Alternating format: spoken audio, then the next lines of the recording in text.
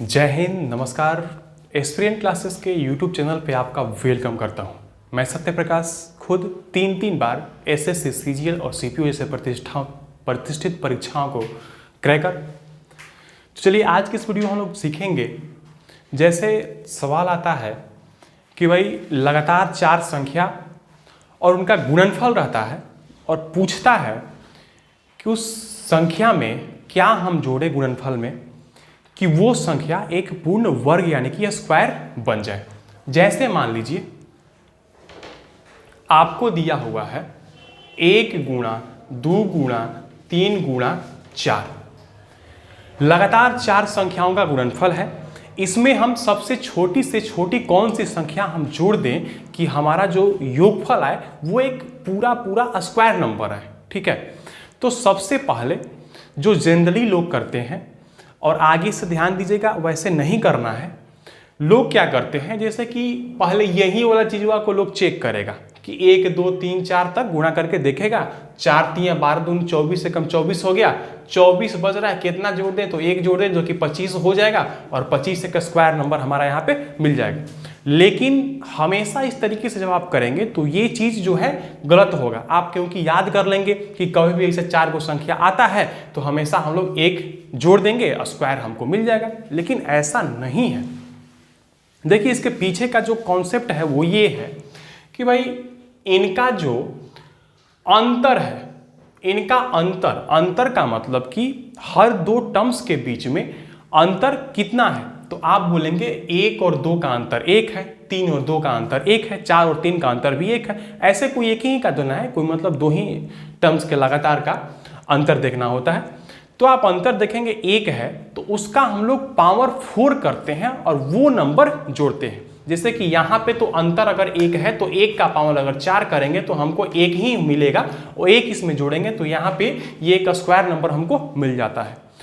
तो यहाँ पे एक चीज आप सीख गए कि डिफरेंस लेना होता है। किसी भी 4 संख्याओं को अगर एपी में दिया हुआ है तो अगर उसको स्क्वायर बनाना हो, छोटी से छोटी संख्या उसमें जोड़ने की बात कही गई हो, तो क्या करते हैं, किसी 2 संख्याओं का जो लगातार में है उनका अंतर लेते हैं और उस अंतर का पावर 4 करते हैं। अगर हम उस अंतर को डी फॉर डिफरेंस से डिनोट करें तो डी का पावर 4 अगर हम जोड़ देंगे तो वो है हमारा पूर्ण वर्ग संख्या प्राप्त होगा। ठीक है, जैसे मान लीजिए अगर हम आपसे कहें कि 10 12 14 16, ये लगातार 4 संख्याओं का गुणनफल आपके सामने दिया हुआ है और आपसे कह रहा है कि जरा बताइए कि छोटी से छोटी संख्या इसमें कौन सी हम जोड़े कि जिससे हमारा जो योगफल प्राप्त हो वो एक पूर्ण वर्ग यानी कि स्क्वायर नंबर प्राप्त हो।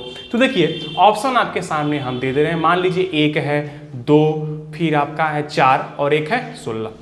तो सबसे पहले ऐसे सवालों में आपको पता है करना क्या होता है, 2 संख्याओं का अंतर, जैसे कि 12 और 10 का अंतर कितना होगा तो आप बोलेंगे 2 होगा। 2 का पावर 4 करेंगे कितना आएगा, तो 2 का पावर 4 करने पे हमको 16 की प्राप्ति होगी और 16 होगा इसका सही जवाब। यानी कि आप जब 16 इसमें जोड़ेंगे तो वो जो प्राप्त होगा योगफल वो एक पूर्ण वर्ग यानी कि स्क्वायर नंबर होगा। तो उम्मीद करते हैं इतना बात आप समझ पाए होंगे। एक सवाल ऐसा भी आता है, सवालों का पैटर्न इसमें वेरिएशन काफी बदलते रहता है। कोई जरूरी नहीं कि आपको जो है लगातार संख्या 4 को दे ही दे और उनका गुणनफल ही दे दे। कल को ऐसे भी हो सकता है, जैसे मान लीजिए कि suppose x minus a, x minus 2a, x minus 3a, ये लगातार 4 संख्याओं का गुणनफल आपसे दिया हुआ है और बोल रहा है कि इसमें जो है सबसे छोटी से छोटी संख्या क्या हम जोड़ दें कि वह एक पूर्ण वर्ग बन जाए। आपको ऑप्शन में भी हम दे दे रहे हैं a square, a to the power 4, a to the power 8। तो क्या करेंगे, सबसे पहले हम अंतर देखेंगे। आप देखेंगे x और x माइनस a का अंतर कितना है, तो आप बोलेंगे a है, तो a का पावर 4 ही इसका जो है सही जवाब होगा। क्यों, क्योंकि डिफरेंस कितना है, a है और a का पावर 4 करेंगे, क्योंकि डिफरेंस का पावर 4 करते हैं तो जो उसको जोड़ते हैं वही एक पूर्ण वर्ग बनाता है। कल को अगर आपसे हम ऐसे ही बोल सकता है, जैसे बोल दिया लगातार 4 विषम संख्याओं का गुणनफल दिया गया है।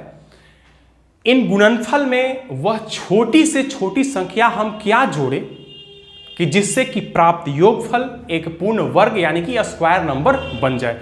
तो क्या करेंगे, आपको पता है कि भाई लगातार 4 गो विषम संख्या है, तो विषम संख्या हो या सम संख्या हो, लगातार जब होता है तो लगातार विषम संख्या या फिर सम संख्याओं का जो अंतर होता है वो हमेशा 2 होता है। तो बिना कुछ किए, बिना कलम चलाए, आंख मूंद करके 2 का पावर 4 करेंगे, जो कि कितना होगा 16, और 16 इसमें हम जोड़ देते हैं तो वो हमारा बन जाएगा एक पूर्ण वर्ग यानी कि परफेक्ट स्क्वायर नंबर। तो उम्मीद करता हूं इतना बात आप समझ पाए होंगे। अगली बातें नेक्स्ट वीडियो में होंगी, तब तक के लिए धन्यवाद, थैंक यू।